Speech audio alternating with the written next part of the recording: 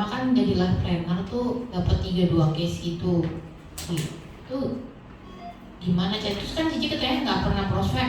Maksudnya ya saya ngerti maksud nggak pernah prospek itu maksudnya nggak gue mau tawaran asuransi itu yang nggak pernah gitu ya. Nah itu kalau misalnya menyangkut sama kayak saya gitu ya, saya juga gitu sih, nggak pernah datang orang gue mau tawarin asuransi gitu, nggak juga. Cuman kadang ya itu sih kayak ngeblok pikiran sendiri ya sama kerjaan kita yang sebelumnya yang harus kita lakukan itu bisa jadi excuse aja ya.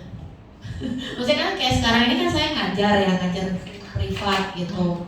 Nah terus saya jadi kan gitu saya bimbing, maksudnya saya kan sendiri juga. Jadi saya kalau lepasin kerja saya ini kan saya nggak ada uang yang running yang cepatnya gitu kan. Tapi saya udah coba kurang-kurangin sih aktivitas saya kayak gitu. Nah yang saya mau tanya gimana Cici kok pas life planner pertama itu kok bisa dapat 32 itu tanpa prospek itu gimana ya Ci? Lagi ingat gimana?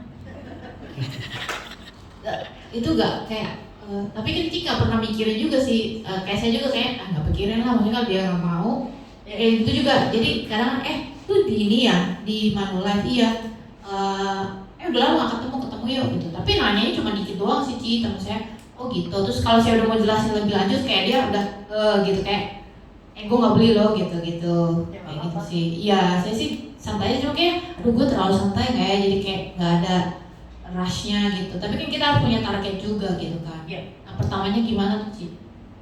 Gini loh, ini sebenarnya mungkin semua ngalamin ya, saya kan pasti ngalamin gitu di awal ya.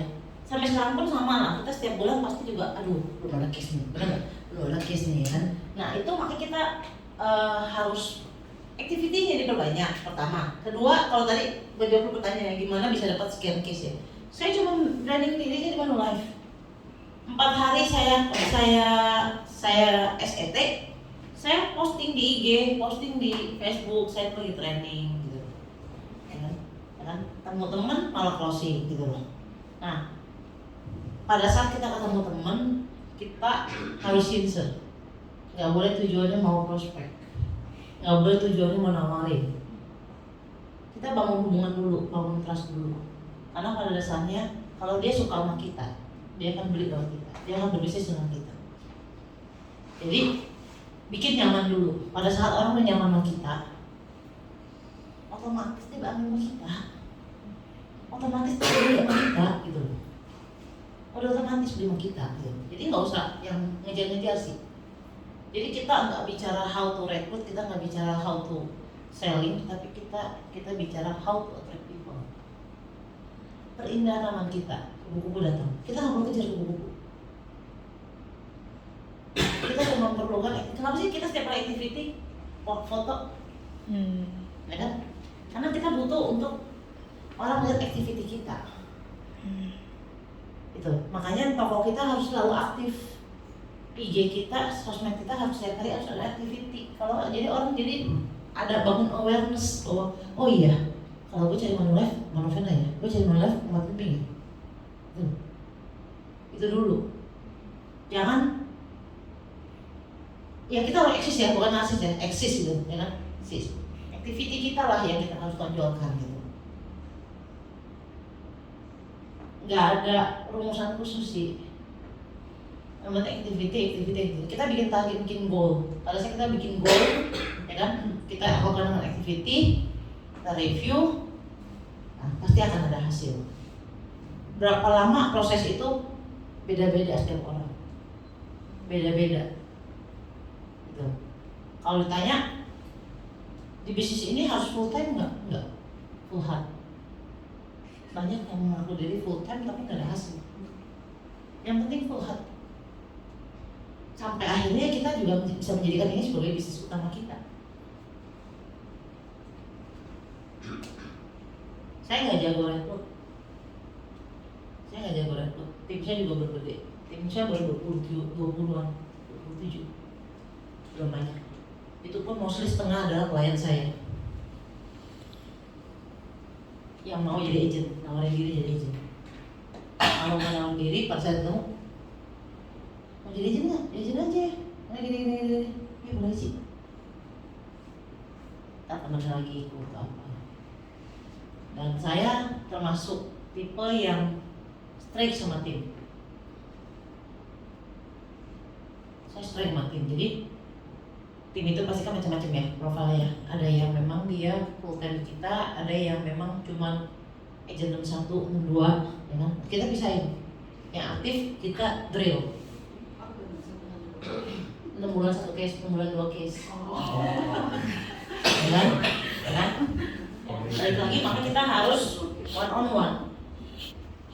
Goals dia apa jalan bisnis ini? Why dia apa jalan bisnis ini? Pada saat dia punya why yang kuat, how-nya itu pasti dia bisa jalan.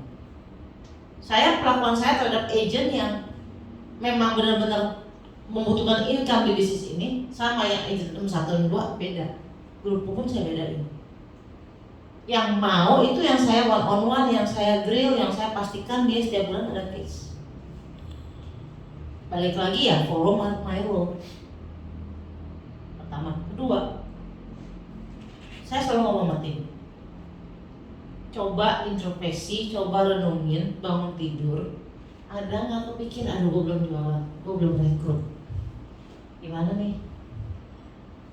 Kalau ada, berarti Anda berada di bisnis yang tepat. Tapi kalau nggak ada, happy go lucky, boleh enggak. Ketemu deh sama leader deh, buru-buru, one on one. Kalau sampai belum ketemu juga, masih belum ada perasaan yang mengganggu, belum rekrut, belum jualan, keluarlah dari Manulife. Karena sukses nggak harus di sini. Setiap orang punya goal kan.